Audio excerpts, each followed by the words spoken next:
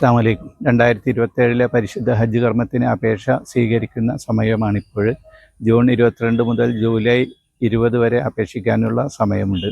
എന്നാൽ ഹജ്ജിന് അപേക്ഷിക്കണമെങ്കിൽ പാസ്പോർട്ടിൽ ഏറ്റവും ചുരുങ്ങിയത് 2027 ഡിസംബർ 31 വരെ എങ്കിലും കാലാവധി വേണം. അതായത് അതിലൊരു ദിവസം കുറവാണെങ്കിൽ പോലും ഹജ്ജ് കമ്മിറ്റി ആ പാസ്പോർട്ട് സ്വീകരിക്കുന്നത് അല്ല.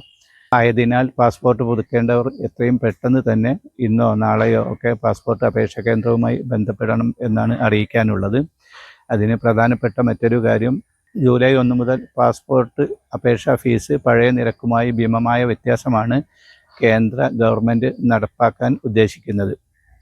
അതായത് പഴയ നിരക്കനുസരിച്ച് 36 പേജുള്ള സാധാരണ പാസ്പോർട്ടിന് 1500 റുപ്പികയായിരുന്നു അപേക്ഷാ ഫീസ്. അത് ജൂലൈ 1 മുതൽ 2500 രൂപയായിരിക്കും. അതുപോലെ കുട്ടികൾക്കുള്ള പാസ്പോർട്ടിന് ഇതുവരെ 1000 ഉണ്ടായിരുന്നത് ഇനി 1750 രൂപയായിരിക്കും. പെട്ടെന്നുള്ള ആവശ്യത്തിന് തത്കാൽ പാസ്പോർട്ട് എടുക്കുന്നവർ ഇതുവരെ 3500 രൂപ കൊടുത്തതിന് പകരം ഇനി മുതൽ 5000 രൂപ കൊടുക്കേണ്ടി വരും. കൂടാതെ കൂടുതൽ പേജുകളുള്ള ജംബോ പാസ്പോർട്ട് ആവശ്യമുള്ളവർക്ക് 2000 ഉറുപ്പിക കൊടുത്തിരുന്ന സ്ഥാനത്ത് ഇനി മുതൽ 3500 രൂപ കൊടുക്കേണ്ടി വരും.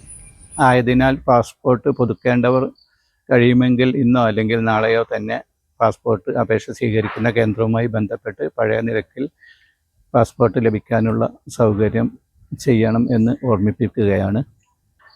ആഗ്രഹിക്കുന്ന എല്ലാവർക്കും മഖ്ബൂലും മബ്രൂറുമായ ഹജ്ജും ഉംറയും നിർവഹിക്കാൻ അള്ളാഹു തൗഫീഖ് ചെയ്യട്ടെ. ആമീൻ.